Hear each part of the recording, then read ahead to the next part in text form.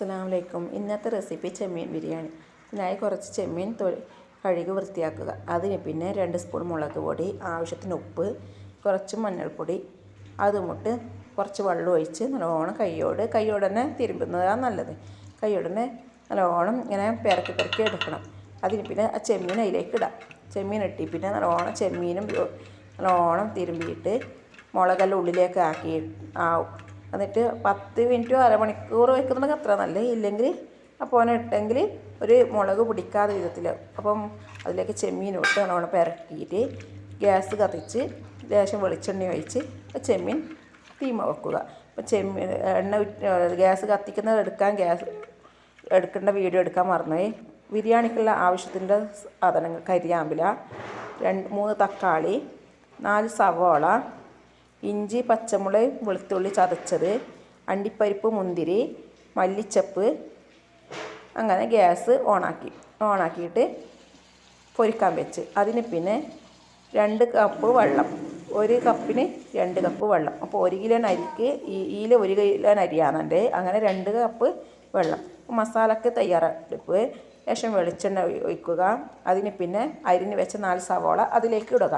അത് നേർങ്ങനെയായിട്ട് അരിയണം, എന്നെങ്കിൽ ഉള്ളു പോകും. ഇല്ലെങ്കിൽ പച്ച പോലെ നിൽക്കും. അതിന് പിന്നെ എന്താക്കുന്ന വെച്ചാൽ ഇളക്കിക്കൊണ്ട് നിൽക്കുക. നിൽക്കുന്ന സമയത്ത് അത് കുറച്ച് വാട്ടം വരുമ്പം അതിലേക്ക് കുറച്ച് പൊരിഞ്ഞ് വരുമ്പോൾ എന്താക്കുന്ന വെച്ചാൽ അതിൽ കുറച്ച് ഉപ്പിടണം. ആവശ്യത്തിന് ഉപ്പ് അത് കുറച്ചിടാം, പിന്നെ വേണമെങ്കിൽ അധികം ഇടാം. അപ്പോൾ ചോറിൻ്റെ തയ്യാറെടുപ്പ്: ഞാൻ ചോറ് അരി വറുത്തിട്ടില്ല ബിരിയാണിയാണ് ഞാൻ വെക്കുന്നത്.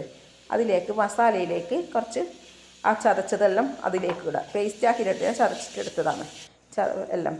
അതിന് പിന്നെ എന്താക്കും, ചോറിലേക്ക് ശേഷം വെളിച്ചെണ്ണ ഒഴിക്കുക. അതിലേക്ക് 1.5 കഷ്ണം സവാള അരിഞ്ഞത് വെച്ചിട്ടുണ്ടായിരുന്നു, അതും ഇടാം.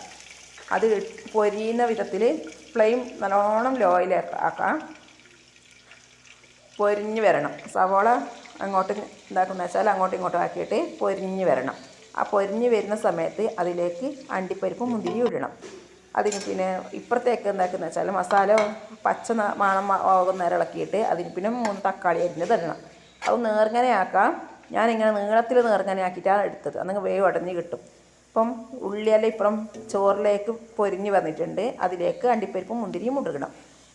പിന്നെ ഞാൻ 2 തരം മുന്തിരി വാങ്ങിയിട്ടുണ്ട്. അതിന് കറുപ്പും മറ്റേ സാധാരണ കളറും. പാക്കറ്റിൽ അങ്ങനെ വന്നതാണ്, ഞാൻ വാങ്ങിയതല്ല, പാക്കറ്റിൽ അങ്ങനെ വന്നത്. അതും പൊരിഞ്ഞ് വരുമ്പം ഒരു അരിപ്പക്കയിൽ വെച്ച് അത് ഊറ്റിയെടുക്കണം. അത് നല്ലോണം ഊറ്റി ഇപ്പം പൊരിഞ്ഞെടുത്ത് ഇത്രയേ ആവുള്ളൂ. അധികം വെച്ചാൽ കരിഞ്ഞു പോകാമെങ്കിൽ കയ്പ്പ് രസം വരും. അതെന്താക്കുന്ന വെച്ചാൽ പൊരിഞ്ഞിട്ട് എടുക്കണം. അരിപ്പക്കയിൽ അത് ഊറ്റിയെടുത്തി പിന്നെ കഴുകി വെച്ച് അരിപ്പയിൽ ഊറ്റി വെച്ച അരി അതിലേക്ക് തട്ടണം. എന്നിട്ട് ഫ്ലെയിം ലോയിൽ തന്നെ വെക്കണം. എന്നിട്ട് എന്താക്കുന്ന വെച്ചാൽ വറുക്കണം, അങ്ങോട്ടും ഇങ്ങോട്ടും വറുത്തെടുക്കണം. എന്നിട്ട് വറുത്തെടുത്തിട്ട് അപ്പം അതിൽ അരി പൊട്ടുന്ന ഒരു ശബ്ദം പോലെ കേൾക്കും. അത് ആവുന്നവരെ ആക്കിയിട്ട് അതിലേക്ക് 2 കപ്പ് വെള്ളം, നേരത്തെ കാണിച്ച 1 കപ്പിന് 2 കപ്പ് വെള്ളം. അങ്ങനെ 2 കപ്പ് വെള്ളം കൂട്ടി എന്താക്കുന്ന വെച്ചാൽ ആവശ്യത്തിന് ഉപ്പ് ഇട്ട് ഒരിക്കലും കൂടി ഇളക്കി കൊടുത്തി പിന്നെ വെച്ചാൽ ഇപ്പുറത്തേക്ക് അടച്ച് വെച്ച് പിന്നെ ഇപ്പുറത്തേക്ക് നോക്കണം. ഇപ്പുറത്തെ മസാല പാകത്തിനാക്കണ്ടേ, പാകത്തിൻ്റെ ആവുന്നത്ര. അപ്പോൾ തക്കാളി ഉടഞ്ഞോന്ന് ഒരിക്കലും കൂടി നമുക്ക് നോക്കാം. തക്കാളി ഉടഞ്ഞ് പിന്നെ നമുക്ക് എന്താക്കുന്ന വെച്ചാൽ ഒന്നും കൂടി നോക്കിയിട്ട് ഇപ്പുറത്തേക്ക് നോക്കിയിട്ട് എടുക്കാം. അതിനിടയ്ക്ക് എൻ്റെ മോൻ വന്നിട്ട് ചോദിക്കുന്നുണ്ട്, ചോറായോ. അങ്ങനെ ചോറ് പാകത്തിനാവാൻ പോകുന്നുണ്ട് എന്ന് പറഞ്ഞ്. അപ്പോൾ അവന് ചെമ്മീൻ കണ്ട ഒരു ധൃതിയിലായില്ലേ. അങ്ങനെ മസാല തക്കാളി ഉടഞ്ഞ് വരുന്നുണ്ട്. തക്കാളി ഉടഞ്ഞ് വരുന്ന സമയത്ത് കരിയാമ്പ്, മല്ലിച്ചപ്പ് അതെല്ലാം ഒന്നും കൂടി അതിലിടുക. ലേശം മഞ്ഞൾപ്പൊടി അതും ഇട്ട് നല്ലോണം ഇളക്കിക്കൊണ്ട് നിൽക്കുക. അപ്പോൾ അതിന് വാടിക്കൊണ്ട് നിൽക്കും. തക്കാളി ഉടഞ്ഞ് വരുന്നുണ്ട്. എന്നിട്ട് അതിലെന്തൊക്കെ വെച്ചാൽ അങ്ങോട്ടും ഇങ്ങോട്ടും ഇളക്കിക്കൊണ്ട് നിൽക്കുക. അങ്ങനെ പറഞ്ഞു കൊടുക്കുമ്പോൾ ചോറ് റെഡിയായി. നെയ്ച്ചോറ് പാകത്തിൽ ആയിട്ടുണ്ട്. അതിലേക്ക് ഒരു ചെറിയ ഗ്ലാസ് എടുക്കുക. അതിൽ ലേശം മഞ്ഞൾപ്പൊടി, കുറച്ചൊരു മുറി നാരങ്ങ പിഴിയുക. എന്നിട്ട് അത് സ്പൂണോട് നല്ലോണം ഇളക്കിയിട്ട് ഈ ചോറ് ആയ പിന്നെ നേരെ പകുതി എടുത്ത് വെക്കുക വേറെ പാത്രത്തിൽ. അത് എടുത്ത് വെച്ചിട്ട് ഈ ഒരു ബിരിയാണിയുടെ ആക്കുന്നതിൽ തന്നെ കുറച്ച് മസാല എന്താക്കുന്ന വെച്ചാൽ ഇതിൽ മീത്ത ഇടാം. നാരങ്ങൻ്റെ ഇതും മഞ്ഞൾ ഒഴിച്ച വെള്ളം മസാല, അതിന് പിന്നെ കുറച്ച് മല്ലിച്ചപ്പ്, പൊരിച്ച് വെച്ച ഉള്ളി, പിന്നെ അണ്ടിപ്പരിപ്പ്, മുന്തിരി, ഇതെല്ലാം കൂടി ഒരു ലെയർ. രണ്ടാമത്തെ ലെയറിൽ അതേപോലെ മഞ്ഞൾ വെള്ളം, മസാല, ഉള്ളി, പൊരിച്ച് വെച്ച ഉള്ളി, മല്ലിച്ചപ്പ്, അങ്ങനെ 3 ലെയറിൽ ആക്കിയിട്ട് വെക്കണം. അങ്ങനെ ആക്കിയിട്ട് ദമ്മിൽ 1/4 മണിക്കൂർ ദമ്മിലിട്ട് വെച്ചാൽ അതിൻ്റെ ഒരു മസാലൻ്റെയും കൂടിയിൽ ഒരു നല്ല മണത്തിൻ്റെ ബിരിയാണിൻ്റെ ഒരു ഇത് വരും. അതേപോലെ 3 ലെയർ ആക്കിയിട്ടുണ്ട്. 3 ലെയർ ആക്കിയിട്ട് അതേപോലെ വെക്കണം. അങ്ങനെ 3 ലെയറിലാക്കിയിട്ട് ചെമ്മീൻ എന്താക്കുന്ന വെച്ചാൽ ആക്കിയിട്ട് 1/4 മണിക്കൂർ വരെ അങ്ങനെ വെച്ചാൽ സ്പീഡ് നല്ലോണം കുറച്ചിട്ട് വിട്ടാൽ മതി. ലോ സ്പീഡിൽ തന്നെ ഇട്ടാലേ ശരിയാവും. അതെന്താക്കുന്ന വെച്ചാൽ അത് അങ്ങനെ 3 ലെയറിലാക്കിയിട്ട് അങ്ങനെ അമർത്തിയിട്ട് തന്നെ വെക്കണം.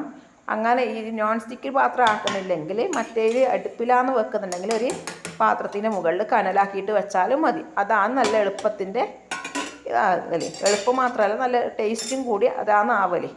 അപ്പം അതാണ് നല്ല ഇതായിട്ട് വരുന്നത്. കനൽ മീത്ത ഇട്ടിട്ട് അതെന്താക്കില്ല ദമ്മിൽ വെച്ചിട്ടാൽ മതി. അങ്ങനെ ആക്കിയാലും ഒരു നല്ല ഇതാണ്. അങ്ങനെ എന്താക്കുന്ന വെച്ചാൽ മൂടിയിട്ട് വെച്ചിട്ട് 1/4 മണിക്കൂർ കഴിഞ്ഞ് തുറന്ന് നോക്കാം. 1/4 മണിക്കൂർ കഴിഞ്ഞ് തുറന്ന് നോക്കുമ്പോൾ നല്ല ബിരിയാണി ആയിട്ടുണ്ടാവും. അത് നല്ല മണത്തോടും നല്ല ഇതായിട്ട് തന്നെ മാറിയിട്ടുണ്ട്. ആ മണം, ആ ചൂടും മല്ലിച്ചപ്പിൻ്റെ ഇതും നല്ല മണത്തിൻ്റെയും ആകുമ്പോൾ നല്ലൊരു രുചിയാണത്. ആ മണം കേൾക്കുമ്പോൾ മണക്കുമ്പോൾ തന്നെ അറിയാം നമുക്ക് എന്താ മണം എന്ന്.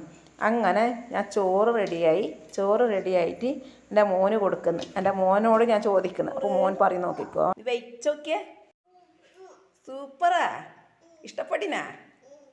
Thank you. അപ്പോൾ ഈ വീഡിയോ ഇത്ര വരെയുള്ളൂ. അപ്പോൾ എല്ലാവരും ട്രൈ ചെയ്ത് നോക്കാം. അപ്പം അടുത്ത വീഡിയോയിലേക്ക് കാണുന്നവരെ ബൈ ബൈ. അപ്പം എൻ്റെ ചാനൽ ഇതുവരെ